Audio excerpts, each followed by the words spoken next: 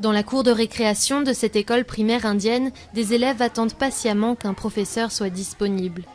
L'un des 2 instituteurs de cet établissement de l'Uttar Pradesh est en congé depuis plusieurs mois. Faute de remplaçant, c'est le directeur qui vient enseigner.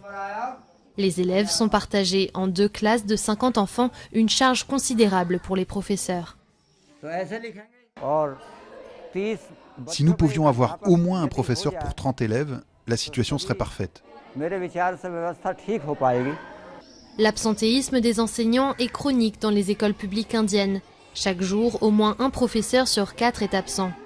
Certains pour des raisons légitimes comme un congé maternité, mais beaucoup ne viennent pas faute d'inspection régulière et les sanctions sont rares. Quelques absents soudoient même la direction pour continuer à toucher leur salaire. Dans ce centre de formation, les futurs enseignants attachent une grande valeur à la profession et travaillent dur pour décrocher leur diplôme. Mais leur directeur assure qu'en Inde, beaucoup voient ce métier comme des vacances bien rémunérées. Ils considèrent l'enseignement comme l'occasion de ne rien faire, tout en touchant un salaire. Ils restent assis sur leur chaise et se fichent de savoir si les élèves jouent, étudient ou ne font rien. L'absentéisme des professeurs n'est pas le seul problème de l'école primaire publique. Selon les experts, des méthodes d'enseignement caduques et le manque de ressources pénalisent les jeunes Indiens.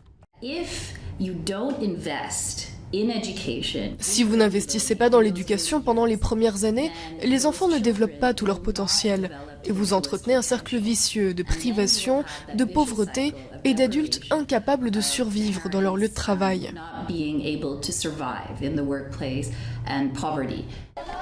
Résultat, de plus en plus de parents choisissent de payer pour l'éducation de leurs enfants.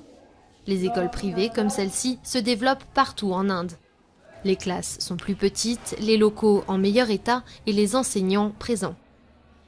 Dans cette école, les cours sont vraiment meilleurs que dans mon ancienne école publique. Et le professeur vient tous les jours. Mais tout le monde n'a pas les moyens de payer dans un pays où beaucoup d'habitants sont pauvres. Et tant qu'il n'y aura pas d'investissement ou de règles plus strictes, ces enfants pourront espérer un futur meilleur pendant que la majorité sera laissée de côté.